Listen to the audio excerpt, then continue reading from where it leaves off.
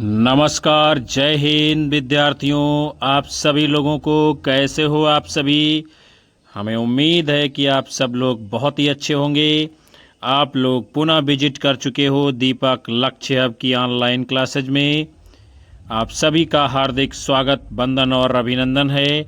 आज हम सभी लोग रस और छंद प्रकरण के ऊपर महत्वपूर्ण प्रश्नों को देखेंगे, जानेंगे, समझेंगे। एक बार आप सभी लोग कक्षा को लाइक, कमेंट कर शेयर कर दीजिए। आप में से कोई चैनल के ऊपर पहली बार आया है तो सब्सक्राइब कर लीजिए, बेल आइकन दबा लीजिए, जिससे आपको भी आने वाली कक्षाओं की जानकारी समय समय पर मिलती रहेगी। तो चलिए हम सभी लोग शुरुआत करते हैं आज के सेशन के साथ में। पहला प्रश्न है, करुण रस का स्थायी भाव क्या है। तो करुण रस का स्थायी भाव शोक है। क्या है? शोक है। फिर उसके बाद में आपका अगला क्वेश्चन है, मैया कबही बढ़ेगी चोटी, किती बार मोहि दूध पियत भई, यह अजहू है छोटी, तू जो कहती बल की बेनी, ज्यों हुई है लंबी मोटी, काढ़त गुहत नहावत पोछत, नागिन सी भुई लोटी। तो इसमें कौन सा रस है? तो आपका है वात्सल्य रस है। और जब एक छोटा पुत्र और माँ का जो प्रेम भाव प्रदर्शित होता है, वहाँ पर वात्सल्य रस होता है। फिर क्या है? अगला आपका क्वेश्चन है, रणवीर चौकड़ी भर भर कर चेतक बन गया निराला था, राणा की पुतली फिरी नहीं, तब तक चेतक मुड़ जाता था। तो इसमें कौन सा रस है आपका? वीर रस से परिपूर्ण ये आपकी काव्य पंक्तियाँ हैं। फिर हम सभी लोग आगे बढ़ेंगे। अगला क्वेश्चन है, रति, हास, शोक, क्रोध तथा भय क्रमशः श्रृंगार, हास्य, करुण, रौद्र तथा भयानक रस के भेद हैं। तो ये क्या है? सब स्थायी भाव हैं रसों के। फिर अगला क्वेश्चन है, छल नामक संचारी भाव को प्रचारित किया है किसने? रीतिकालीन कवि देव जी ने। अगला है, नाटक के संदर्भ में भरत मुनि के अनुसार रसों की संख्या कितनी है? 8 है। भरत मुनि ने निर्वेद यानी के वैराग्य रस को बाद में जोड़ा है। फिर आपका अगला क्वेश्चन है, शांत, करुण, भयानक तथा अद्भुत रसों में से भरत मुनि ने नाट्य प्रयोग में स्वीकार नहीं किया है। किसे नहीं स्वीकार किया है? शांत रस को। फिर अगला है, रस निरूपण के प्रथम व्याख्याता कौन हैं? तो वे हैं भरत मुनि जी। अगला है, विशेष रूप से जो भावों को प्रकट करते हैं उन्हें क्या कहा जाता है? वे विभाव कहलाते हैं। फिर है, विभाव के भेद हैं, उद्दीपन विभाव और आलंबन विभाव। अगला क्वेश्चन है, जो विषय वस्तु या परिस्थिति स्थायी भावों को उद्दीप्त करे अर्थात तेजी प्रदान करे उसे क्या कहते हैं? उद्दीपन विभाव। फिर आपका अगला क्वेश्चन है, भाव शांति, भाव संधि और भाव सबलता का संबंध भाव के किस भेद से है? तो वो संचारी भाव से है।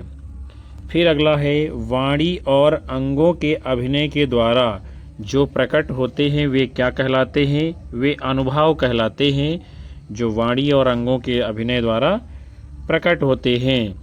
फिर अगला है, रोमांच, कंप, विषाद, प्रलय में सात्विक अनुभाव कौन सा नहीं है? तो वे है विषाद आपका।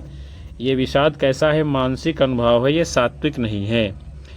फिर अगला है, संचारी भावों की संख्या कितनी मानी जाती है? तो इनकी संख्या है 33। फिर अगला क्वेश्चन है, भयानक रस के संचारी भाव हैं कौन कौन से हैं? त्रास, आवेग, दैन्य, शंका, अपस्मार आदि। अगला है, हिंदी काव्य शास्त्र में बौद्धिक रस की स्थापना करने वाले विद्वान कौन हैं? गणपति चंद्र गुप्त जी। फिर है वो रस जिसका संचारी भाव उग्रता, गर्व और हर्ष होता है, उस रस का नाम है वीर।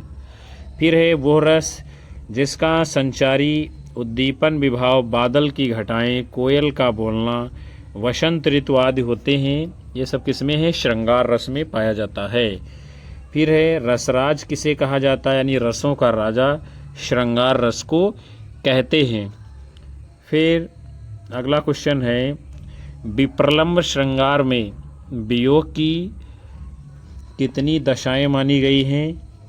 तो वियोग की 10 दशाएं विप्रलंब श्रृंगार में मानी गई हैं।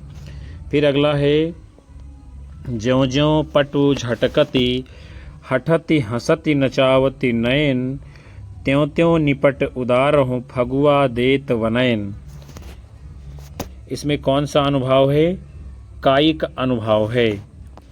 फिर आप सभी लोगों का अगला क्वेश्चन है, चमकी बीजू बन गरजी तरासा, बिरह काल हुई जीव गरासा, विरह काल हुई जीव गरासा।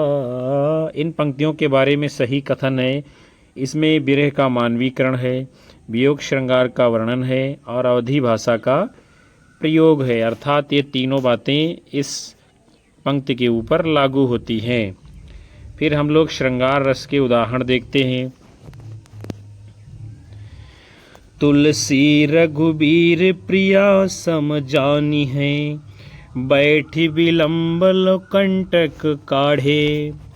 तुलसी रघुबीर प्रिया सम जानी है, बैठी विलंब लो कंटक काढ़े। जानकी नाह को नेह लख्यो, पुलकी तनवारी बिलोचन बाढ़े। ये श्रृंगार रस का उदाहरण है। फिर आपका अगला उदाहरण है, मेरो तो गिरधर गोपाल दूसरो न कोई, जाके सिर मोर मुकुट मेरो पति सोई। उसके बाद में आपका अगला उदाहरण है, निस दिन बरसत नयन हमारे, निस दिन बरसत नयन हमारे, सदा रहत पावस ऋतु हम पर, जब ते श्याम सिधारे। निस दिन बरसत नयन हमारे। इसमें वियोग की दशा का वर्णन है, यानी श्रृंगार रस इसमें भी है, वियोग श्रृंगार है। फिर अगला है, राम को रूप निहारति जानकी, कंकन के नग की परछाही, याते सबय सुधि भूल गई, कर टेक रही पलटारत नाही। राम को रूप निहारत जानकी, कंकन के नग की परिछाई। बहुत ही शानदार उदाहरण है। मैया सीता जो है अपने हाथों में जो कंकन यानी कंगन को पहन रखा है, उसकी चमक में जो है प्रभु श्री राम के रूप को निहारती हैं। ऐसा शुद्ध सात्विक श्रृंगार का चित्रण गोस्वामी तुलसीदास जी ने किया है। फिर आपका अगला है भक्ति रस के उदाहरण। पायो जी मैंने राम रतन धन पायो, पायो जी मैंने राम रतन धन पायो, वस्तु अमोलक दी मेरे सद्गुरु, वस्तु अमोलक दी मेरे सद्गुरु, कृपा करिए बुनायो, पायो जी मैंने राम रतन धन पायो पायो जी मैंने। बहुत ही शानदार उदाहरण ये जो है भक्ति रस का है। फिर अगला उदाहरण है, मेरी भव बाधा हरो राधा नागरी सोई, जातन की झाई परे श्याम हरित दुति होए। फिर इसके बाद में हम लोग जो है वात्सल्य रस के उदाहरणों को देखते हैं। ये वात्सल्य भी एक नए रस का आगमन होता है इधर। शोभित कर नवनीत लिए, शोभित कर नवनीत लिए, घुटुरुन चलत रेणु तन मंडित, घुटुरुन चलत रेणु तन मंडित, मुख दधिले पकिए, शोभित कर नवनीत लिए। इस उदाहरण में क्या बताया जाता है, प्रभु श्री कृष्ण के बालपने का चित्रण है। हाथों में नवनीत यानी मक्खन लगा हुआ है और घुटनों के बल चल रहे हैं। अपने पूरे शरीर में धूल धूसरित है, रेणु यानी मिट्टी लगी हुई है और मुख में क्या है, दधी का लेप लगा हुआ है। ऐसा शानदार चित्रण जो है वात्सल्य रस का इस उदाहरण में किया गया है। फिर आपका अगला उदाहरण है, जसोदा हरि पालने झुलावें, यानी माता जसोदा प्रभु श्री कृष्ण को पालने में झुला रही, हलरावें हिला रही, दुलरावें दुलार कर रही, मलरावें मल्हार रही हैं, जोई सोई कछु गावें। और धीरे धीरे कुछ कुछ साथ में गा भी रही हैं कि कैसे भी प्रभु श्री कृष्ण को निद्रा आ जाए, शांत हो जाएं। फिर जो है हम लोग करुण रस के उदाहरणों को देखते हैं। दुख ही जीवन की कथा रही, दुख ही जीवन की कथा रही, क्या कहूँ आज जो नहीं कहीं, दुख ही जीवन की कथा रही। क्या है, ये करुण रस का उदाहरण है। फिर आपका अगला उदाहरण है, अभी तो मुकुट बंधा था माथ, हुए कल ही हल्दी के हाथ, खुले भी न थे लाज के बोल, खिले थे चुंबन शून्य कपोल। हाय रुक गया यही संसार, बना सिंदूर यनल अंगार, वात हत लतिका वह सुकुमार, पड़ी है छिन्नाधार। इन पंक्तियों में क्या है, जैसे अभी अभी किसी एक नवयुवती की शादी हुई हो और उसके बाद में सुबह ही उसके जीवन में ऐसी घटना घटित हो जाए जिसे वो अपने जीवन भर पूर्ण न कर सके, दुखों का पहाड़ टूट पड़े। तो ये भी उदाहरण है आपका करुण रस का। फिर आपका अगला क्वेश्चन है यानी उदाहरण है करुण रस का, मन की उत्तप्त वेदना, मन ही मन में बहती थी, चुप रह कर अंतर मन में, कुछ मौन व्यथा कहती थी, दुर्गम पथ पर चलने का वो संबल छूट गया था। इसमें भी क्या है, आपका करुण रस है। फिर जो है शांत रस के संदर्भ में हम लोग उदाहरणों को देखते हैं। समरस थे जड़या चेतन, सुंदर साकार बना था, चेतनता एक विलसती, आनंद अखंड घना था। फिर आपका अगला उदाहरण है, प्रच्छन्न रोग है प्रकट भोग, संयोग मात्र भावी वियोग, हालाभ मोह में लीन लोग, भूले हैं अपना अपरिणाम, भूले हैं अपना अपरिणाम, वो क्षण भंगुर भव राम राम, वो क्षण भंगुर भव राम राम, वो क्षण भंगुर भव राम राम। फिर आपका अगला उदाहरण है, एक ओर अजगर ही लखी एक ओर मृगराय, बिकल बटोही बीच ही पर्यो मूर्छा खाए। इसमें कौन सा रस है? भयानक रस है। क्यों भयानक है? एक और अजगर दिखाई देता है, दूसरी तरफ मृग आ रहा है।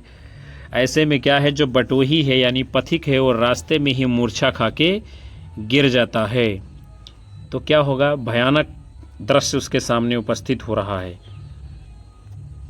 फिर जो है रौद्र रस के उदाहरण है। श्री कृष्ण के सुन वचन अर्जुन क्रोध से जलने लगे, सब शोक अपना भूल कर करतल युगल मलने लगे। फिर आपका अगला उदाहरण है,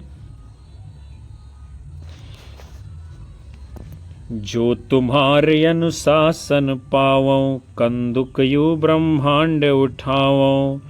जो तुम्हारे अनुशासन पावो, कंदुक यु ब्रह्मांड उठावो। कांचो घट सम डारो, फोरी रोको मेरु मुल्क जिमित तोरी। ये सब उदाहरण किसके हैं? रौद्र रस के, यानी जब क्रोध आता है तब ऐसी बातें आती हैं। फिर आपका अगला है अद्भुत रस का उदाहरण।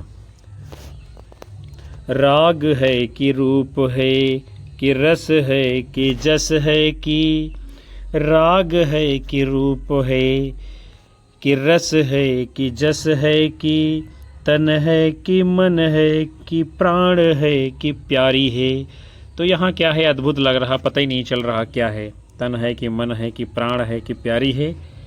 एकदम आश्चर्य करने वाली बात है, अद्भुत बातें हैं। फिर अगला उदाहरण है आपका इसी अद्भुत रस का। अखिल भुवन चर अचर जग हरि मुख में लखी मातो, चकित भई गद गद वचन विकसित दृग पुलकातु। अब क्या है? अखिल भुवन चर अचर जग हरिमुख में लखी मातु, यानी क्या है? जो प्रभु हैं, प्रभु के मुख में ही चर अचर सारे जगत जब मैया ने देखा तो वो आश्चर्य में पड़ जाती हैं कि यानी सारे भुवन सारे लोक जो है ईश्वर के मुख में ही दिखाई पड़ रहे हैं। तो ये क्या हो जाता है? माँ के लिए आश्चर्य हो जाता है। फिर है हास्य रस के उदाहरण हम लोग देखते हैं। बिंध्य के वासी उदासी तपोव्रत धारी, महाबिनु नारी दुखारे। फिर अगला उदाहरण है, मैं ऐसा महावीर हूँ पापड़ तोड़ सकता हूँ, अगर गुस्सा आ जाए तो कागज को मरोड़ सकता हूँ। यानी ऐसे महावीर हैं कि पापड़ तोड़ देंगे, गुस्सा आ जाए तो कागज को मोड़ देंगे। तो क्या है? लोगों को हंसी आएगी, तो हास्य रस हो जाएगा, ऐसी बात कहोगे किसी के सामने। फिर अगला उदाहरण है, आधा पात बबूल का तामे तनिक पिसान, और लाला जी करने लगे छठे क्षमा से दान। अब क्या है? आप जानते हो कितना लंबा चौड़ा पीपल बबूल का पत्ता होता है। उस बबूल के पत्ते को आधा कर लिया लाला जी ने, फिर आधे बबूल के पत्ते में तनिक यानी थोड़ा सा पिसान रख लिया, और लाला जी दानी बन गए, छठे क्षमा से करने लगे। जिसके सामने कहोगे हमने बबूल का पत्ता लिया, उसका आधा कर लिया, उस पर थोड़ा पिसान रख लिया, फिर हम दान करने लगे, तो लोग आपके ऊपर हंसेंगे, यानी हास्य रस है यहाँ पर। फिर है बीभत्स रस के उदाहरण, चलिए देखते हैं। सिर पर बैठ्यो काग आँख दो खात निकारत, खींचत जीभ ही स्यारयत ही आनंद उर्धारत, गीध जांग को खोद खोद के मांस उपारत, स्वान अंगुरिन काटि काटि के खाद बिदारत। अब यहाँ पर क्या है? बीभत्स रस है। बीभत्स यानी जहाँ घृणा का भाव हो।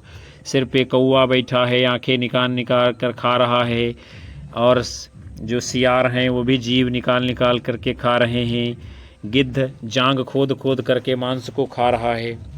स्वान यानी कुत्ता अंगुरियों को काट काट के खा रहा है। तो ये सब क्या है? आपके मन में घृणा का भाव पैदा करेगा, और जहाँ घृणा का भाव होगा वहाँ बीभत्स रस होगा। फिर जो है अगला उदाहरण है, फाड़ी नखन शवया तड़िन रुधिर मवादि निकारे, लेपति अपने मुखन पे हरस प्रेत गण नारी। ये भी क्या है, बीभत्स रस का शानदार उदाहरण है। फाड़ी नखन यानी नाखूनों से फाड़ रहा है, सौ से अंतड़ियाँ बाहर निकाल रहा आंतों को, रुधिर मवाद निकाल, रुधिर यानी कि खून को बाहर, रक्त को निकाल रहा, मवाद निकाल रहा है। और निकालने के बाद क्या है, लोग अपने मुख के ऊपर लेप लेते हैं। कौन? प्रेतगण नारी, प्रेतों की नारियां, भूतों की नारियां, पिशाचों की। फिर जो है अगला क्वेश्चन है आपका, जब ते इत ते घन श्याम सुजान अचानक ही बल संग सिधारे। जब ते इत ते घन श्याम सुजान अचानक ही बल संग सिधारे। कर पै मुख चंद धरे सजनी नित सोचती है तो कहाँ मन मारे। तो इन पंक्तियों में कौन सा संचारी भाव है? स्मृति। स्मृति माने याद आ रही है घनश्याम अर्थात प्रभु श्री कृष्ण की, जब से वो अचानक से बलसंग अर्थात बलदाऊ जी के साथ में सिधार गए हैं। तो यहाँ क्या है, याद आ रही, स्मृति आ रही है। फिर जो है अब हम सभी लोग छंद प्रकरण के ऊपर महत्वपूर्ण प्रश्नों को देखेंगे। छंद की परिभाषा का स्वरूप क्या है? कविता में वर्णों की योजना छंद है, कविता में मात्रा की योजना छंद है। फिर आपका अगला उदाहरण है, अस कही फिरी चित ते ही ओरा। सिय मुख शशि भय नयन चकोरा। सिय मुख शशि भय नयन चकोरा। इन पंक्तियों में कौन सा छंद है? तो चौपाई छंद है। और चौपाई छंद के प्रत्येक चरण में 16 मात्राएं होती हैं। फिर जो है आपका अगला क्वेश्चन है, दोहा छंद में मात्रा का विधान होता है। कितनी मात्रा का? पहले और तीसरे चरण में 13-13 मात्राएं, दूसरे और चौथे चरण में 11-11 मात्राएं होती हैं। फिर अगला है, इंद्र वज्रा छंद की परिभाषा है। 11 वर्णों की योजना में, यानी 11 वर्ण होते हैं। योजना क्या है? तगण तगण जगण और 2 गुरु की योजना है इंद्र वज्रा में। फिर है अगला क्वेश्चन, क्या पूछा जा रहा है? बड़ा कि छोटा कुछ काम कीजिए, परंतु पूर्वा पर सोच लीजिए।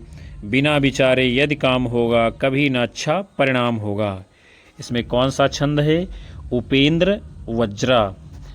फिर जो है आपका अगला क्वेश्चन है, बना रहे प्रेम सदा सुदेश का, तथा रहे ध्यान सदा सुदेश का। बुरा हमरा न कभी चरित्र हो, विचारधारा अति ही पवित्र हो। इसमें कौन सा छंद है? वंशस्थ छंद है। फिर है छंद गणना में मात्रा के भेद हैं 2। कौन कौन से 2 हैं? ह्रस्व और दीर्घ। ह्रस्व में 1 मात्रा और दीर्घ में 2 मात्राएं होती हैं। फिर आपका अगला है, वो छंद जिसके प्रत्येक चरण में 24-24 मात्राएं होती हैं और 11 और 13 पर यति होती है, वो कौन सा छंद होता है? रोला छंद है। फिर अगला है क्वेश्चन आपका, अस कहीं फिरी चितई तेहि वोरा। अस कहीं फिर चितई तेहि वोरा। सिय मुख शशि भय नयन चकोरा। सिय मुख शशि भय नयन चकोरा। इसमें कौन सा छंद है? तो चौपाई छंद है ये। फिर आपका अगला है, अलम शब्द में अलम का अर्थ क्या है? तो अलम शब्द, अलंकार शब्द में अलम का अर्थ क्या है? श्रृंगार। अगला है, छंद शास्त्र के प्रणेता आचार्य कौन माने जाते हैं? पिंगल आचार्य जी। फिर है काव्य प्रकाश, रसिक प्रिया, छंद प्रभाकर, छंद सूत्र में छंद शास्त्र की प्रथम पुस्तक कौन सी है? छंद सूत्र। फिर अगला है, अपभ्रंश भाषा का प्रसिद्ध छंद कौन सा है? दूहा। कड़वक, दूहा जो चौपाई होती है इसको कड़वक बोलते हैं, यानी पहले दोहा आ गया उसके बाद चौपाई लगी रहती, उसे कड़वक कहा जाता है। फिर है, छंद में प्रायः कितने चरण होते हैं? तो छंद में प्रायः सामान्य तौर पर 4 चरण होते हैं। उसके बाद में है आपका अगला, मात्रा की दृष्टि से दोहा के ठीक विपरीत पड़ने वाला छंद कौन सा है, तो वो है सोरठा। फिर है वह अर्ध सममात्रिक छंद जिसके विषम पदों में 11-11 तथा सम पदों में 13-13 मात्राएं होती, वो क्या कहलाता है, सोरठा छंद कहलाता है। फिर आपका अगला क्वेश्चन है, जो सुमिरत सिद्धि होई गणनायक कविवर बदन करऊँ अनुग्रह सोई बुद्धिरास शुभ गुण सदन। इसमें कौन सा छंद है, तो ये सोरठा छंद का उदाहरण है। फिर आपका अगला क्वेश्चन है, वो छंद जिसमें 4 से अधिक चरण होते हैं उसे छप्पय कहा गया है। फिर है छप्पय छंद का निर्माण कैसे हुआ है, तो यह रोला और उल्लाला को मिला करके बना है छप्पय। छप्पय में होते हैं, क्या होते हैं, प्रथम 4 चरण रोला के और अंतिम 2 चरण उल्लाला के, और इन दोनों को मिला करके छप्पय छंद बनता है।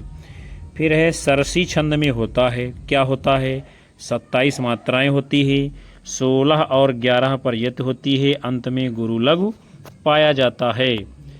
फिर अगला क्वेश्चन है, दोहा तथा रोला के मेल से कौन सा छंद बनता है, तो दोहा और रोला के मेल से कुंडलिया छंद बन के तैयार होता है।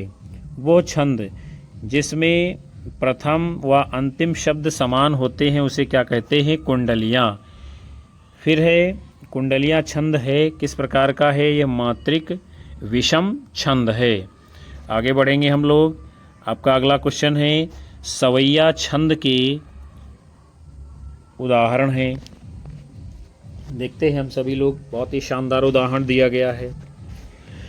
याल कुटिया रुकामरिया पुर राजती हूँ पुर को तजी डार्यो राजती हूँ पुर को तजी डार्यो। तो ये क्या है, सवैया छंद का उदाहरण है। किसका सवैया है, ये रसखान जी का सवैया है, ब्रजभाषा में लिखा गया है। फिर आपका अगला है, नेहि महाब्रज भाषा प्रवीण यो सुंदर तानिक भेद को जाने सुंदर तानिक भेद को जाने भाषा प्रवीण सुछंद सदा रहे सो घन जी के कवित बखाने सो घन जी के कवित बखाने। फिर जो है आपका अगला क्वेश्चन है, वो छंद जिसमें 12 और 7 की यत से कुल 19 मात्राएं होती हैं उसे क्या कहते हैं, बरवय छंद। हम सभी लोग आगे बढ़ेंगे। आपका अगला क्वेश्चन है, अवध शिला का उर पर था गुरुभार तिल तिल काट रही थी दृग जलधार। इसमें कौन सा छंद है, बरवय छंद है। फिर अगला है क्वेश्चन आपका, अवधि का अपना निजी छंद कौन सा है, तो वो है बरवय छंद। फिर है बरवय छंद है, ये है अर्धसम मात्रिक छंद है। आगे बढ़ेंगे हम सभी लोग। चौपाई छंद के बारे में सही तथ्य है, क्या है, इसके प्रत्येक चरण में 16 मात्राएं होती हैं और अंत में जगण तगण नहीं होता है। फिर है रामदूत अतुलित बलधामा, इसमें क्या है, चौपाई है। फिर अगला है, रघुकुली रीति सदा चली आई प्राण जाए पर बचन न जाई। इसमें भी क्या है, चौपाई है। फिर आपका अगला उदाहरण है, मंगल भवन अमंगल हारी द्रवहु सुदशरथ अजीर बिहारी द्रवहु सुदशरथ अजीर बिहारी। फिर आपका अगला क्वेश्चन है, सूर्यकांत त्रिपाठी निराला के अनुसार मुक्त छंद जिस बुनियाद पर सफल होता है वो क्या है, कवित्त छंद। फिर अगला है, रामचरितमानस नामक प्रबंध काव्य की रचना शैली कौन सी है, दोहा, चौपाई, छंदबद्ध, कड़वक बद्ध शैली। अगला क्वेश्चन है आपका, द्रुत विलंबित छंद का लक्षण क्या है, इसके प्रत्येक चरण में 1 नगण, 2 भगण और 1 रगण के क्रम में 12 वर्ण होते हैं। आगे बढ़ेंगे हम लोग। फिर है आपका, दिवस का अवसान समीप था, गगन था कुछ लोहित हो चला। इसमें कौन सा छंद है? द्रुत विलंबित छंद।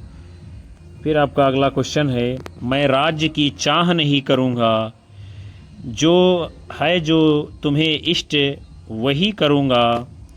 संतान जो सत्यवती जनेगी, राज्याधिकारी वही बनेगी। इसमें कौन सा छंद है? इंद्रवज्रा छंद। फिर आप सभी लोगों का अगला क्वेश्चन है, करते अभिषेक पयोद हैं, बलिहारी इस वेश की। हे मातृभूमि तू सत्य ही, सगुण मूर्ति सर्वेश की। इसमें आपका कौन सा छंद है? उल्लाला छंद। फिर अगला क्वेश्चन है, हम जो कुछ देख रहे हैं, सुंदर है सत्य नहीं है। यह दृश्य जगत भासित है, बिन कर्म शिव तो नहीं है। इसमें कौन सा छंद है? हरिगीतिका छंद। आगे बढ़ेंगे हम सभी लोग। आपका अगला क्वेश्चन है, मंगल करनी कलिमल हरनी, तुलसी कतार रघुनाथ की। रघुनाथ की, रघुनाथ की, कलिमल हरनी, मंगल करनी, तुलसी कतार रघुनाथ की।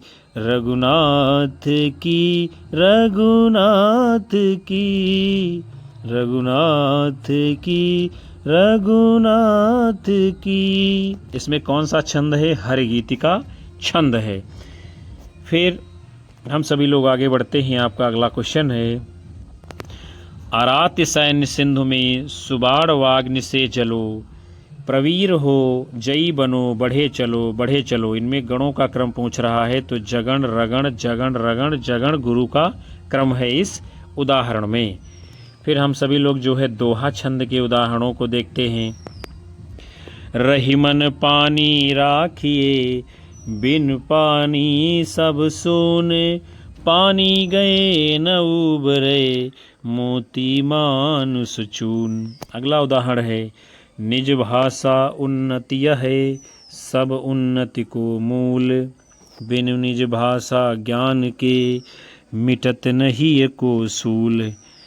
फिर उसके बाद में आपका अगला उदाहरण है, रही मन चुप हुई बैठिए, देख दिनन को फेर, फिरनी के दिन आई हैं, बनत न लगी है बेर।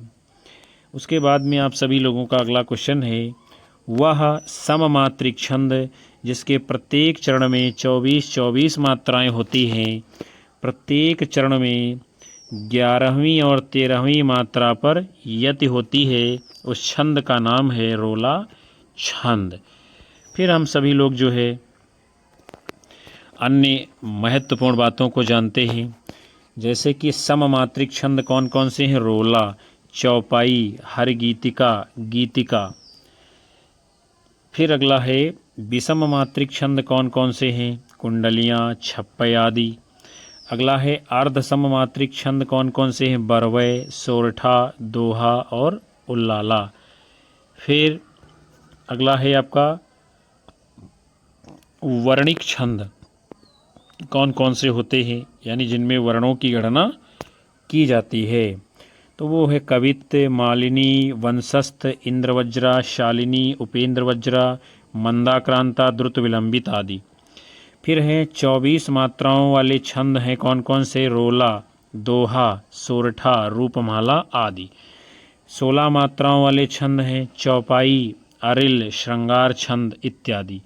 फिर है 28 मात्राओं वाले छंद हैं हरगीतिका और उल्लाला। तो प्यारे विद्यार्थियों और साथियों, आज के इस महत्वपूर्ण सेशन को हम यहीं पर विराम दे रहे हैं, जिसके अंतर्गत आप सभी लोगों ने रस और छंद प्रकरण से संबंधित महत्वपूर्ण प्रश्नों की श्रृंखला को देखा जाना समझा। हमें उम्मीद है ये सेशन आप सभी लोगों को पसंद आया होगा। कक्षा को लाइक करिए, ज़्यादा से ज़्यादा अपने साथी मित्रों में शेयर करिए और उन सभी साथियों का, विद्यार्थियों का बहुत बहुत धन्यवाद जो अंत तक सेशन में बने रहे हैं।